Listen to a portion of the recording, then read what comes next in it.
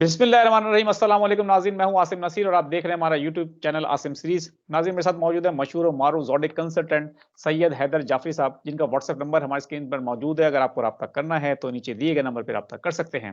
इसके अलावा जिसने अभी तक हमारे चैनल को सब्सक्राइब नहीं किया तो बराए मेहरबानी हमारे चैनल को सब्सक्राइब भी कर दें। अस्सलाम वालेकुम सर, क्या हाल है, कैसे हैं आप?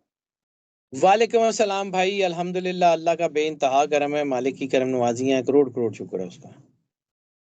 अच्छा सर, पाकिस्तान में 8 फरवरी को जो इंतखाबात हुए, उसको पूरी कौम ने तो माना नहीं, लेकिन साथ-साथ मगरिबी मीडिया जो है और अमरीकी मीडिया और यूरोपीय मीडिया जो है, जिसको कहा जाता है, बहुत मोतबर चैनल भी हैं, डीडब्ल्यू टीवी है, जर्मनी का, उसने भी इस तरह की रिपोर्टें दी हैं कि उसमें शदीद तहफ़्फ़ुज़ात का इज़हार किया है। उसने कहा है कि आम इंतखाबात में पीटीआई जो है कामयाब हुई है और इलेक्शन को धांधली का कहा गया है कि उसमें धांधली हुई है, और आम इंतखाबात को कहा है कि वो अदम इस्तेहकाम का उसमें पाकिस्तान में आ सकता है। अब सर, इस तरह की जो खबरें हैं, इंटरनेशनल मीडिया नहीं मान रहा, अमेरिका की तरफ से भी तहफ़्फ़ुज़ात का इज़हार किया गया था। पाकिस्तान में इन खबरों को चलने नहीं दिया गया, रोक दिया गया, और लेकिन दुनिया ने इन खबरों को रिपोर्ट किया, इंडिया के भी चैनल्स ने रिपोर्ट किया। हम लोग बेशक कह देंगे कि इंडिया हमारा दुश्मन मुल्क है, लेकिन ठीक है, इंडिया की हम बात बेशक नहीं करते, लेकिन मगरिबी मीडिया ने इस बात को रिपोर्ट किया। अब सर, अगर इस तरह के रिज़ल्ट से हुकूमत बनती है, तो दुनिया भर में हमारी हुकूमत की इज़्ज़त क कैसे होगी सर? सर, मैं आपको एक चीज़ अर्ज़ करता रहा हूँ, मैं क्रेडिट लेने का आदी नहीं हूँ, लेकिन मैं सिर्फ़ याद दहानी के तौर पे आपको बता रहा हूँ कि मैंने आपको कहा था कि मुझे इमरान खान को पाकिस्तान के बाहर से मदद मिलती हुई नज़र आ रही है, पाकिस्तान के अंदर की निस्बत ज़्यादा। ये याद है सर, सिचुएशन बिल्कुल याद है। ये सिचुएशन आप देख रहे होंगे, इंटरनेशनल होराइज़न बदल रहा है। इंटरनेशनली जो है वो एस्टेब्लिशमेंट की चीज़ें प्रायोरिटीज़ बदल रही हैं, क्योंकि उनके ऊपर उनके अपने इलाकों में से दबाव जनरेट होना शुरू हो गया है। दूसरी बात ये है कि मैंने आपको एक कहानी सुनाई थी कि मैंने कहीं बचपन में तीसरी चौथी क्लास में पढ़ी थी कि वो शिकारी जब शिकार करने लगा, तो उसका निशाना ख़ता हो गया और जो है वो तीर उकाब को लग गया और चिड़िया की जान बच गई। तो मुझे लगता है कि चिड़िया की जान बच जाएगी। वो निशाना जो है ना वो कहीं चूक जाएगा और वो जो एम के ऊपर यहाँ के लोग थे वो हट जाएँगे और कुछ और हो जाएगा। मैं बार-बार आपको बात करता हूँ, मैं एनर्जी को पढ़ने का आदमी हूँ जी, मेरी मर्ज़ी से मेरा ना इमरान खान से कोई ताल्लुक है, ना मेरा नवाज़ शरीफ साहब से कोई ताल्लुक है, ना मेरा किसी और से कोई ताल्लुक है। दोवें मेरी ना कोई मासी दा मुंडा है ते ना मेरी फूफी दे पुत्तर ने, ठीक है? मैं अपनी एनर्जी को पढ़ता हूँ, जो मेरा कागज़ मुझे बताता है, मैं उसकी बात करता हूँ। मुझे ये बात बड़ी क्लियर कट समझ आती है कि जब ज़ोहल जो है वो राइज़ के ऊपर आता है, ज़ोहल का साल हो और अगर ज़ोहल के साथ मार्स और वीनस जो हैं वो दोनों नेगेटिव की तरफ जा रहे हों, तो फिर हालात सँभाले नहीं जाते, जो मर्ज़ी कर लें।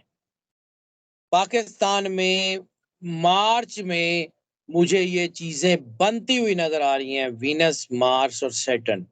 जुपिटर पहले जो है उनके साथ है, तो ये जो हालात हैं, ये कंट्रोल में नहीं होंगे। चीज़ें खराब हो रही हैं। इतने आसान और स्टेबल और हुकूमत बना के बैठ जाएँगे और हम कर लेंगे, ये नहीं होना। इसके साथ-साथ इंटरनेशनल होराइज़न के ऊपर जो है वो चीज़ें बदल रही हैं। क्योंकि वहाँ पर जब दबाव आएगा फिर पूरी दुनिया के ऊपर मैंने बार-बार आपको कहा था कि ये जंग का साल है, ये जंग का साल है, इसमें जंगें होंगी। वो जंगें अभी बंद नहीं हो रही, अभी ये फ़लस्तीन वाली जंग भी बंद नहीं हुई है, ठीक है? बेशक।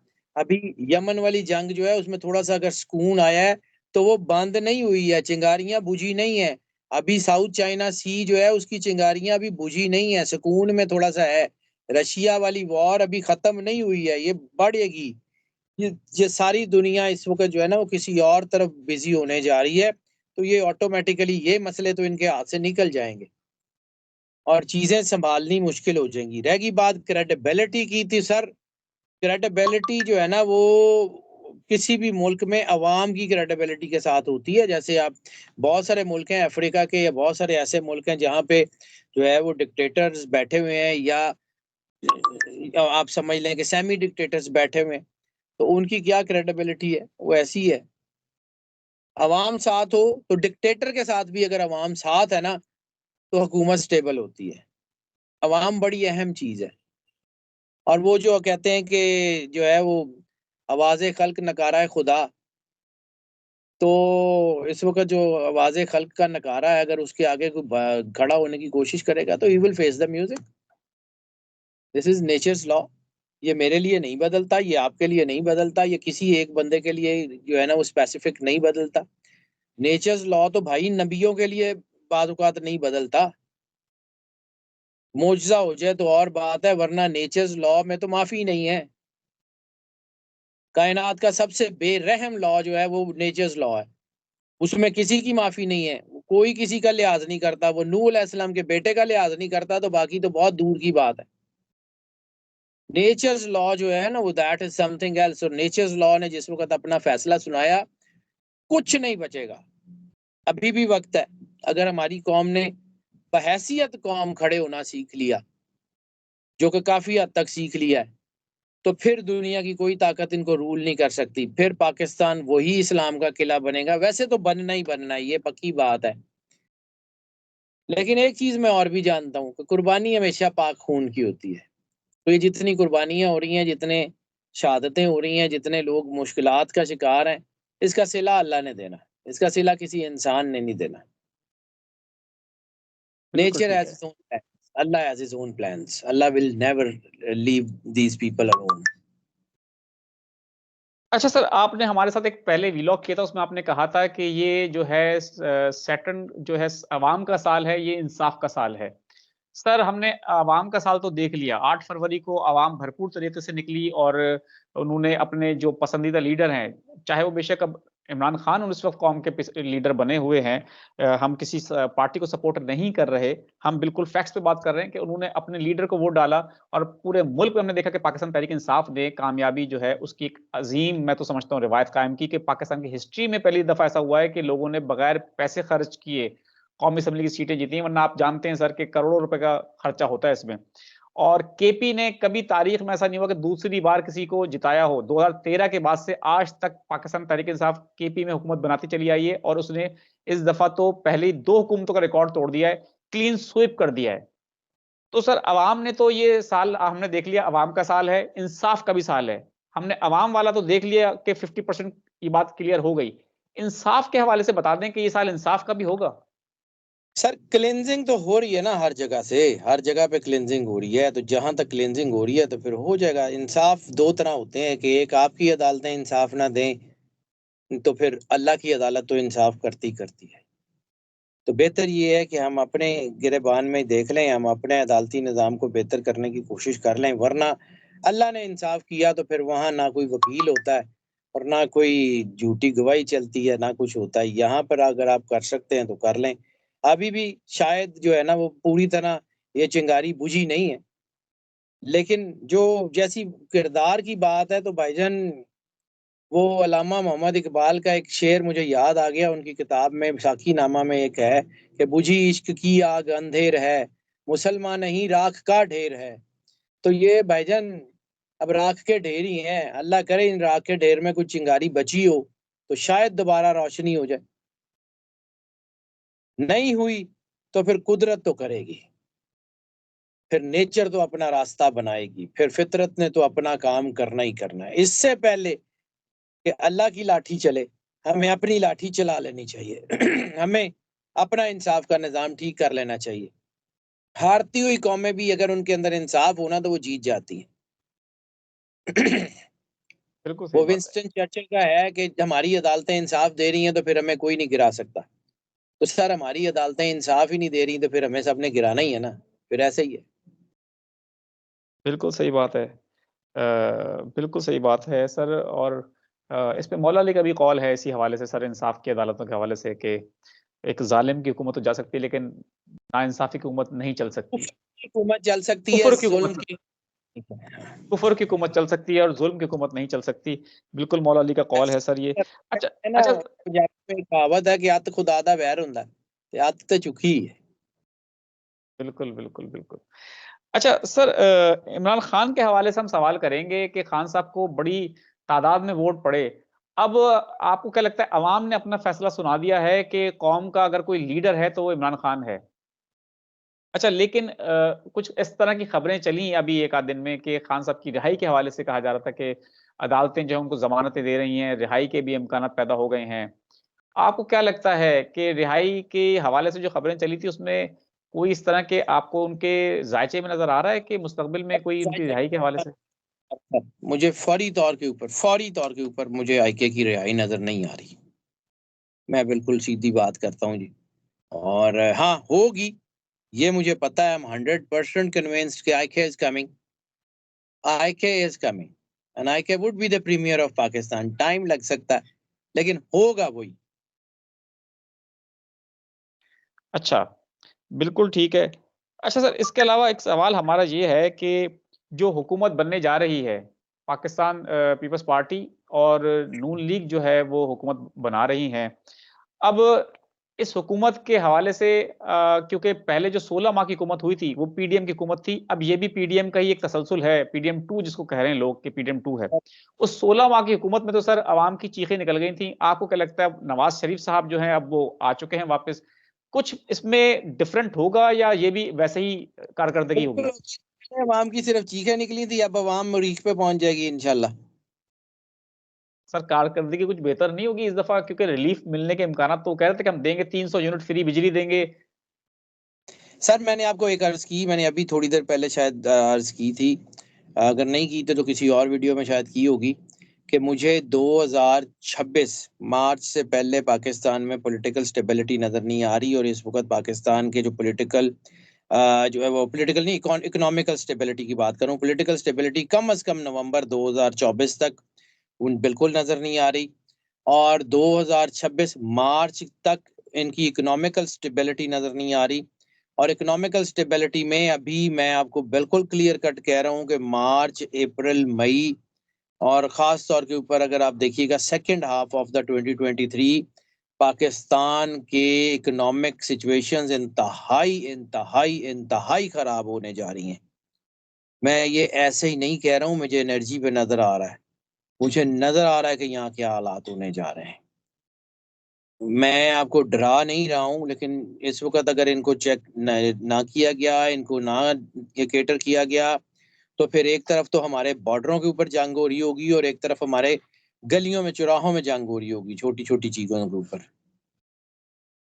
ये मैं मज़ाक नहीं कर रहा हूँ। सर आपने तो ये डरा भी दिया इतना, और आप फिर हमारे देखने वालों को और आप ये कह रहे हैं कि मैं डरा नहीं रहा। तो सर मेरा काम है हकीकत बताना। अब अगर कोई डॉक्टर है, उसको नज़र आ रहा है कि मरीज़ की कंडीशन जो है वो ख़राब है, तो वो मरीज़ को क्या कहेगा? वो मरीज़ को क्या कहेगा कि जी अच्छा जाओ बेटा खुश रहो, सुबह तुम ठीक हो, सुबह वो धड़ाम से नीचे गिरे और बस अल्लाह को प्यारा हो जाए। तो सर कुछ चीज़ें तो मैं आपको, ज़ाहिर-सी बात है मेरा काम आपको जो है ना वो बताना है, ना डराना है, ना मनाना है। मैं बिल्कुल आपको सही कह रहा बात। हूँ कि जो है वो खड़ी हो जाए, आज भी अल्लाह से रुजू कर ले, बहैसियत कौम हम अल्लाह से रुजू कर लें, बहैसियत कौम हम अपने हक की हिफाज़त करना सीख जाएँ, जंग लड़ना सीख जाएँ, करना सीख जाएँ। मतलब जंग लड़ने का मतलब ये नहीं है कि जी आग लगा दें सब कुछ, नहीं, नहीं, जंग लड़ने का मकसद अपने हकूक की हिफाज़त करना सीख जाएँ। चंगेज़ खान ने जब बगदाद पे हमला किया था ना, तो बगदाद में एक भी बंदा तलवार लेके नहीं निकला था। सारे लोग बगदाद की मस्जिद में थे और वो कोई कुछ लोग, कुछ रिवायात कहती हैं कि वहाँ बुखारी शरीफ का ख़त्म हो रहा था या कुछ ऐसा कुछ हो रहा था। तो चंगेज़ खान ने जब वहाँ पे उसको घेरा तो वहाँ कोई भी जंग लड़ने वाला नहीं था। तो उसने कहा कि पता करो, उसने कहा जी वो लोग तो दुआ कर रहे हैं आपकी गर्क होने की। तो उसने जो जुमले कहे थे वो मतलब बड़े खतरनाक भी हैं। तो उसने कहा था फिर इनको इनकी दुआओं समेत जला दो। तो सर बिल्कुल। ऐसे नहीं होता। वो जो अल्लामा साहब ने कहा था ना कि वो नादां गिर गए सजदे में जब वक़्त क़याम आया, तो बिल्कुल जहाँ सही अल्लाह बात। के रसूल ने खड़े होने का हुक्म दिया वहाँ खड़ा। जंग भी रसूल अल्लाह ने की है, सुलह भी रिसालत में आपने की है, ज़िंदगी के हिस्से हैं। खुदा ने आज तक वो आयत का तर्जुमा होता है कि अल्लाह ने आज तक उस कौम की हालत नहीं बदली सर, जिसको अपनी हालत बदलने का खुद ख़्याल ना हो। तो सर बेशक। अगर हमें अपने हालात के लिए खड़े नहीं होना, तो फिर हमारे लिए किसी ने खड़े नहीं होना। बिल्कुल सही बात है। अच्छा सर बस इतनी जी, जी बिल्कुल बताइए। ठीक। सर अब एक सवाल ये कर लेते हैं कि खान साहब की आपने जायचा पढ़ा है, उनकी शख्सियत के सहर के हवाले से बता दें हमारे देखने वालों को कि ऐसा क्या उनके जायचे में कमाल है कि जो भी उनको छोड़ता है, उसकी सियासत खत्म हो जाती है। माज़ी में भी हमने इस तरह की मिसालें देखी हैं और अभी रिसेंटली देखा है कि जहांगीर तरीन साहब ने सियासत ही छोड़ दी। आईपीपी जो है आप जानते हैं, पाकिस्तान तहरीक इंसाफ से 2 ही जमातें निकली थी, एक इस्तेकाम पाकिस्तान पार्टी निकली थी और एक पाकिस्तान तहरीक इंसाफ पार्लियामेंटेरियन निकली थी। पाकिस्तान तहरीक इंसाफ पार्लियामेंटेरियन के जो चेयरमैन हैं, जो उनके रहनुमा हैं, जो सरबराह हैं परवेज खटक साहब, उन्होंने भी सियासत से फिलहाल किनारा कशी इख्तियार कर ली है। दूसरी तरफ जो आईपीपी थी, उसके भी सरबराह ने सियासत छोड़ दी है। सर, ये दोनों जमातों की सियासत ही खत्म हो गई है। तो ये खान साहब की आपने जायचा देखा था, थोड़ा सा उस पर रोशनी डाल दें कि उसकी शख्सियत का सहर क्या है सर ये? मैं बार बार अर्ज करता हूँ कि इंसान की जो स्पेल है या जो सहर है या जो आपकी आवाज़ें लोगों के दिलों में तीर होती हैं, ये अल्लाह के नूर की वजह से होती हैं। और फिर वासिफ अली वासिफ साहब का एक जुमला मेरे जहन में आ गया कि करम याफ्ता लोगों के सामने खड़े होने का नुकसान हुआ करता है हमेशा। सर, जिसके सर के ऊपर अल्लाह का हाथ हो ना, वो कुछ भी कर सकता है। जिसके सर के ऊपर अल्लाह का हाथ है ना, वो कुछ भी कर सकता है। अगर जो है ना वो अल्लाह इमरान खान से काम लेना चाह रहा है ना, तो you can never never deny और डिफाई और स्टॉप आईके। अल्लाह जिससे चाहे, जो चाहे, जब चाहे काम ले, उसके किरदार भी मैटर नहीं करता, उसकी कोई चीज़ मैटर नहीं करती। अल्लाह का सर पे हाथ हो। मौला कायनात इमाम अली अलैहिस्सलाम का कौल है कि लोगों की ज़रूरियात का तुमसे वाबस्ता होना तुम पे अल्लाह के करम की दलील है। और एक और कौल है मौला का इसी ज़िम्न में, मतलब अल्फाज के थोड़े से तफावत के साथ, कि लोगों की आरजुओं का तुमसे बेशक। वाबस्ता होना तुम पे अल्लाह के करम की दलील है। तो सर, इस वक्त कौम की आरजुएं किसके साथ है? इस वक्त कौम को लगता क्या है कि हमारी ज़रूरतों में हमारी मदद कौन करेगा? इस वक्त कौम को नज़र क्या आ रहा है कि किसको अगर हम लाएंगे तो वो हमारे मसाइल हल करेगा? तो सर, बिल्कुल ये ठीक अल्लाह है। का करम है आईके के ऊपर, तो और क्या है? और जिसके ऊपर अल्लाह का करम हो, उसके सामने खड़े होना नुकसान ही देता है। फिर अभी तो सिर्फ सियासत खत्म हुई है, बड़ा कुछ खत्म हो जाता है। और मैं बार बार एक बात का बिल्कुल ईमान की हद तक, देखें, इस्लाम में सबसे मुकद्दस जो स्टेटस दिया गया वो खवातीन को दिया गया। बेशक। इस्लाम में औरत को बहुत इज्जत दी गई है, ठीक है। किसी भी औरत के ऊपर जुल्म करना, क्या उसकी उसका उसको ऐसे ही जाने दिया जाएगा? और फिर सबसे बड़ी बात, अगर वो औरत स्पिरिचुअल हो, और फिर उसके बाद कुरान में तोहमत लगाने का जो सजा है और वो जो कुछ किया गया है, जिसको जो किसी भी पाक दामन औरत के ऊपर तोहमत लगा दी जाना। सर, बुशरा बीबी मेरी कोई रिश्तेदार नहीं है, मैं सिर्फ जायचे में देखा है, ठीक है। She is really a spiritual lady, she is very near to the God। हजूर फरीदुद्दीन गंज शक्कर रहमतुल्लाह अलैह के जितने वो करीब हैं, वो ऐसे नहीं है। और जब उनके ऊपर तोहमत लगती है, उसके बाद आपने खुद ही चीजें बदलती हुई देख ली हैं। ये इसका इसका जो है ना, वो कॉन्सिक्वेंसेस बहुत खतरनाक है। कॉन्सिक्वेंसेस इतने आसान नहीं है। बुशरा बीबी पे हाथ ना डालते ना, तो शायद इतनी चीजें खराब ना होती। बिल्कुल सही बात है। मैंने अच्छा। आपको क्या किया है, ये स्पिरिचुअल लोग जो होते हैं ना, जो अहल अल्लाह होते हैं, अल्लाह इनका ध्यान बड़ा करता है। ये नहीं हो सकता फिर वो अल्लाह छोड़ दे इनको। बाकियों का भी करता है, बाकी मखलूक भी है, लेकिन ये जरा उसके करीब होते हैं। बेशक। अच्छा सर, हमने एक व्लॉग देखा था, अब हमने वो व्लॉग पूरा सुना तो नहीं, लेकिन हमने खाली उसका टाइटल देखा था कि आपने उसमें आपका आपके साथ ही किया गया था वो व्लॉग। उसमें कहा था, उसमें टाइटल में लिखा था कि इमरान खान की जो है गैबी मदद के हवाले से था और कि जिन्नात उनकी मदद कर रहे हैं। वो एक थंबनेल था, हमने व्लॉग नहीं सुना।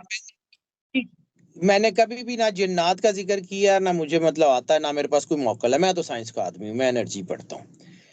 हाँ, गैबी मदद जो है वो दैट इज समथिंग एल्स। ये जिन्नात को मैं मतलब, जिन्नात जो है ना, वो है जिन्होंने इंसान को सजदा किया है। अगर इंसान बहैसियत इंसान अपने पूरे कद पे खड़ा हो जाए ना, तो जिन्नात क्या, फरिश्ते क्या, ये वो हैं जिन्होंने इसको सजदा किया है। इंसान अशरफुल मखलूकात है, अल्लाह ने इसको शरफ अता किया है।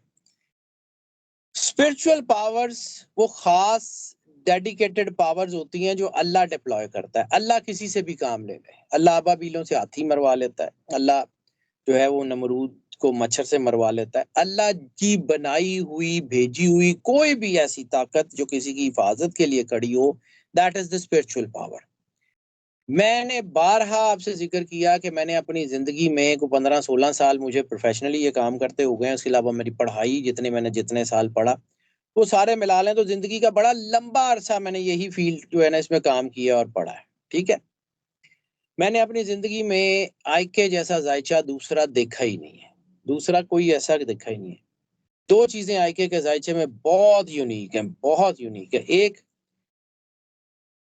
इतनी बड़ी लाइफ थ्रेट हो किसी के जायचे में और वो अपने पैरों पे खड़ा हो, इतनी बड़ी स्पिरिचुअल पावर हो और वो बंदा मुश्किलात में गिरा हो, ये दोनों चीजें मैंने नहीं देखी। ये आईके के साथ यूनिक है। और आईके इज कमिंग, मैं बार बार कह रहा हूँ, मैं बड़ा क्लियर हूँ इस बारे में कि IK is coming, IK would be the premier of Pakistan, लेकिन अभी नहीं, अभी कुछ टाइम है। रही बात इमरान खान के साथ स्पिरिचुअल पावर्स, तो सिर्फ उसमें बुशरा बीबी का हाथ नहीं है। बुशरा बीबी के अलावा बुशरा बीबी खुद एक स्पिरिचुअल लेडी हैं और इसके अंदर बहुत बड़ी गेम है। फिर किसी दिन सही अगर मौका मिला तो लंबी बात है, फिर समझाऊंगा कि ये बुशरा बीबी से रिश्ता खत्म करवाने की इतनी डेस्परेट कोशिशें क्यों हो रही हैं। ये बिल्कुल इसके ठीक। पीछे भी बहुत बड़ी चीजें हैं। हम, मैं जाहिर सी बात है, मैं एनर्जी को समझता हूँ, मुझे बड़ी अच्छी तरह पता है कि क्या हो रहा है और कैसे हो रहा है, कौन ये चाहता है कि ये रिश्ता टूट जाए, किसको ये पता है कि अ, चलें बता देता हूँ उसको, थोड़ा सा छोटा छोटा करके बता देता हूँ। रिसालत माब सरकार खत्मी है मरतबा सरवर अंबिया सल्लल्लाहु अलैहि वसल्लम के पास एक अरबी आया। उसने कहा, या रसूलल्लाह, हालात बड़े खराब हैं। आपने फरमाया निकाह कर लो। उसने कहा, जी एक बीवी तो संभाली नहीं जा रही, हालात खराब है। आपने कहा निकाह कर लो। उसने जाके निकाह कर लिया। वापस आया तो कहा, या रसूलल्लाह, निकाह तो मैंने कर लिया लेकिन हालात ठीक नहीं हो रहे। रिसालत माब ने फिर फरमाया निकाह कर लो। उसने निकाह किया तो चंद अरसे के बाद, मतलब कुछ महीनों के बाद या कुछ साल के बाद, जो जो सीरत के जो वाकयात हैं उसमें ये मिलता है, तो वो वापस आया तो वो अरब का बहुत बड़ा ताजिर बन चुका था। ठीक है, ये जो निकाह होता है ना, ये बड़ा बाप बरकत रिश्ता है, ये अल्लाह ने इसको बनाया।